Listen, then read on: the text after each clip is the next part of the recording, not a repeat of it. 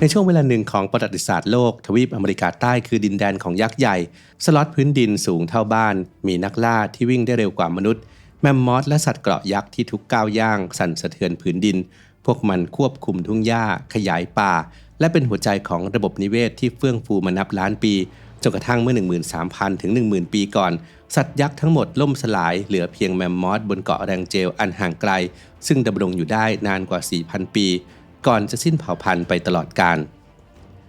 อะไรคือแรงผลักที่ทำให้มหายักษ์ทั้งหลายหายไปอย่างฉับพลันงานวิจัยล่าสุดกำลังเปิดเผยเบื้องหลังใหม่ที่เขย่าสมมติฐานเก่าแก่ดั้งเดิมและเผยให้เห็นตัวการสำคัญของปริศนาการล่มสลายของเมกาฟาวนาที่เคยครองโลกคลิปนี้อับดุลไททูบจะมาเล่าเรื่องราวของสัตว์ยักษ์และความลับที่ซ่อนอยู่ในทวีปอเมริกาใต้เมื่อราว 13,000 ปีก่อนเพื่อค้นหาคำตอบครับว่ายุคสมัยของพวกมันนั้นจบลงได้อย่างไรกันครับ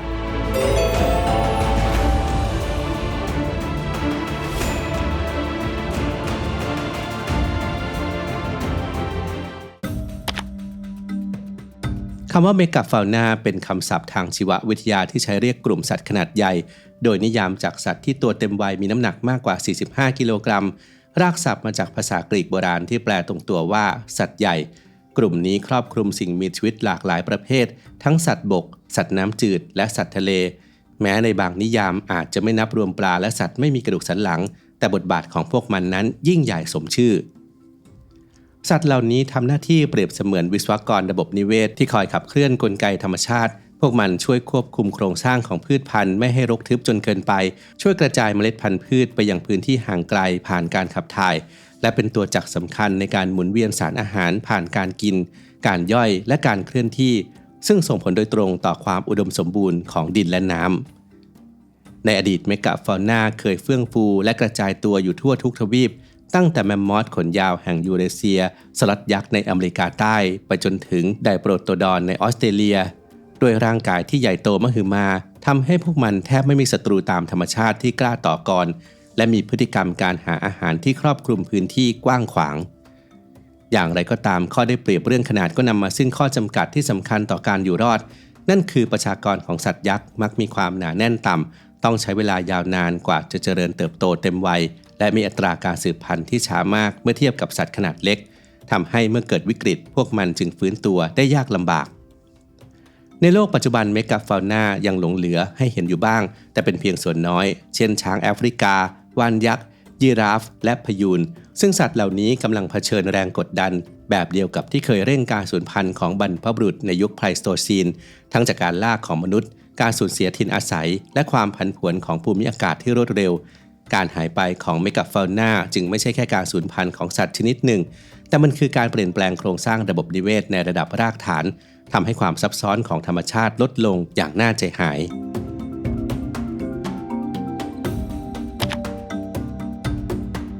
เหตุการณ์ที่สร้างความตระหนกให้กับวงการวิทยาศาสตร์มากที่สุดคือการที่จู่ๆสัตว์ขนาดยักษ์ที่เคยครองโลกก็หายไปจากหลายทวีปพร้อมกันโดยได้สัญญาณเตือนล่วงหน้าเหตุการณ์นี้เด่นชัดและรุนแรงที่สุดในทวีปอเมริกาใต้แผ่นดินที่ครั้งหนึ่งนั้นเคยเปรียบเสมือนสวรรค์ของเมกาฟาวนาจากข้อมูลพบว่าสัตว์ยักษ์กว่า 65% ของโลกได้ล่มสลายลงพร้อมกันแต่ในอเมริกาใต้ตัวเลขความสูญเสียพุ่งสูงถึง 83% ในช่วงเวลาอันสั้น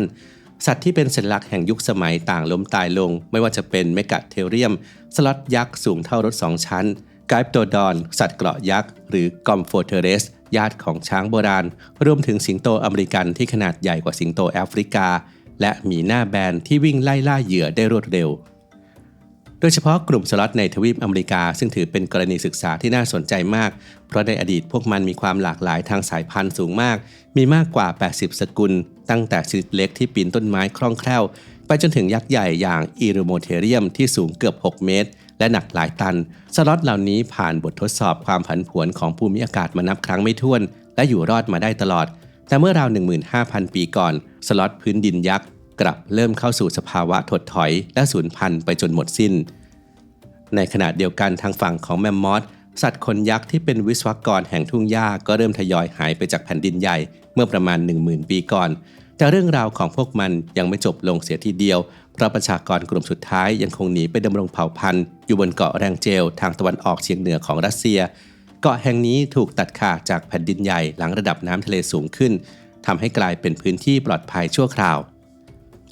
งานวิจัยล่าสุดเสนอว่าสาเหตุที่ปิดฉากแมมมอธกลุ่มสุดท้ายนี้อาจเกิดจากปรากฏการณ์เรนออนสโนว์หรือฝนที่ตกทับลงบนหิมะและจับตัวแข็งจนกลายเป็นชั้นน้ำแข็งหนาทึบทำให้แมมมอธไม่สามารถขุดคุ้ยหาหญ้าใต้หิมะกินได้นำไปสู่ความอดอยากและการล่มสลายในที่สุดเมื่อราว 4,000 ปีก่อนสิ่งที่ทำให้นักวิทยาศาสตร์ต้องขบคิดอย่างหนักคือรูปแบบเงื่อนเวลาที่แตกต่างกันในแต่ละทวีปในขณะที่ยูเรเซียใช้เวลาค่อยเป็นค่อยไปหลายหมื่นปี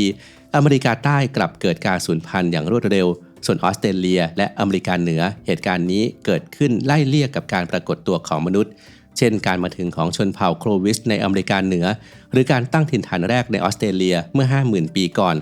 ข้อมูลเหล่านี้บ่งชี้ถึงความสัมพันธ์บางอย่างที่ไม่อาจมองข้ามได้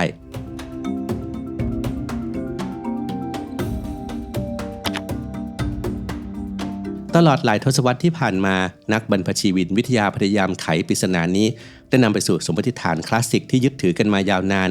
นั่นคือการเปลี่ยนแปลงสภาพภูมิอากาศเป็นสาเหตุหลักทฤษฎีนี้เสนอว่าเมื่อโลกอุ่นขึ้นอย่างรวดเร็วหลังยุคน้ำแข็งแผ่นน้ำแข็งละลายส่งผลให้ระบบนิเวศเปลี่ยนแปลงทุ่งหญ้ากว้างที่เคยเป็นแหล่งอาหารหลักหดตัวลงป่าทึบขยายตัวเข้ามาแทนที่ทำให้สัตว์ยักษ์ที่ต้องการพื้นที่เปิดโล่งและอาหารปริมาณมหาศาลไม่สามารถปรับตัวได้ทัน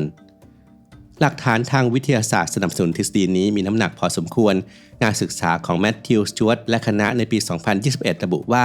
ในอเมริกาเหนือช่วงเหตุการณ์ยังเกอร์ไดอัสในช่วงที่อุณหภูมิโลกกลับมาเย็นตัวลงอย่างฉับพลันเมื่อราว 13,000 ปีก่อนส่งผลกระทบอย่างรุนแรงต่อประชากรสัตว์เช่นมาสโตดอนที่ลดจำนวนลงและสูญพันธุ์ไป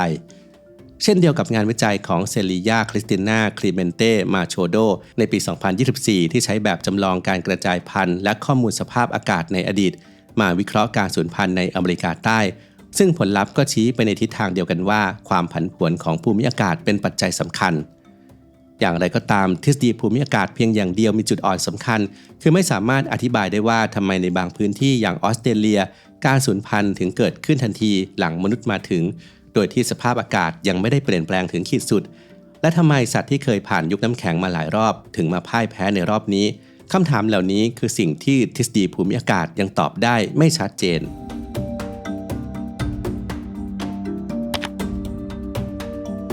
เมื่อคำตอบเดิมยังไม่สมบูรณ์งานวิจัยใหม่ในปี 2025 ซึ่งตีพิมพ์ในวารสาร Science Advance จึงเข้ามาเติมเต็มช่องว่างนี้ทีมวิจัยได้เจาะลึกหลักฐานจากแหล่งโบราณคดีกว่า 20 แห่งในอเมริกาใต้เพื่อวิเคราะห์ความเชื่อมโยงระหว่างมนุษย์กับสัตว์ยักษ์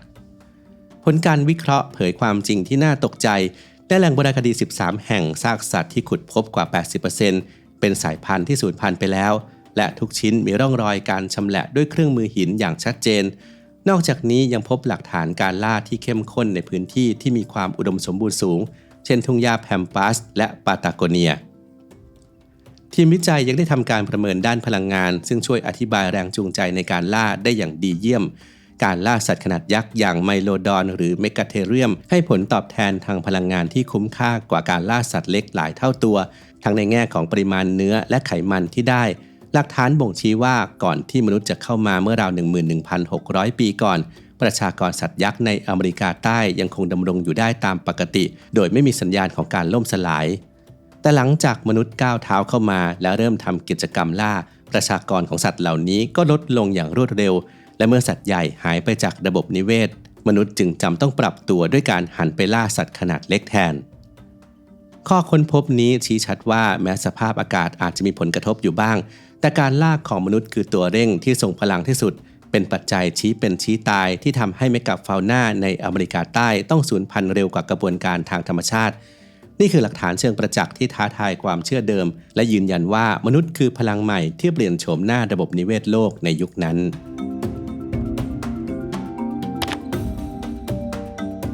เรื่องราวการสูญพันธุ์ในอดีตไม่ได้เป็นเพียงบทเรียนทางประวัติศาสตร์แต่กำลังฉายภาพซ้ำในโลกปัจจุบัน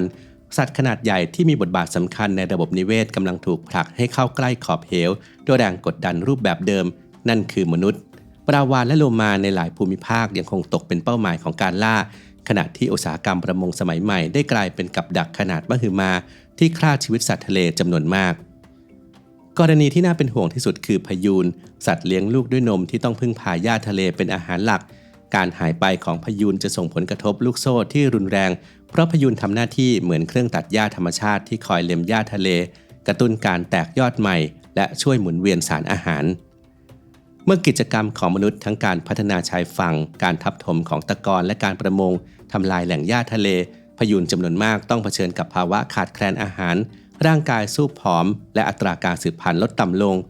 รายงานจากทั่วโลกยืนยันตรงกันว่าประชากรพยูนกำลังลดลงอย่างต่อเนื่องและเมื่อไม่มีพยูนคุณภาพน้ำและสมดุลของพืชทะเลก็จะเปลี่ยนแปลงไปสัตว์เหล่านี้อาจกำลังเดินตามรอยเท้าของเมกาฟาวนาที่จบยุคสมัยของตนไปเมื่อหมื่นกว่าปีก่อน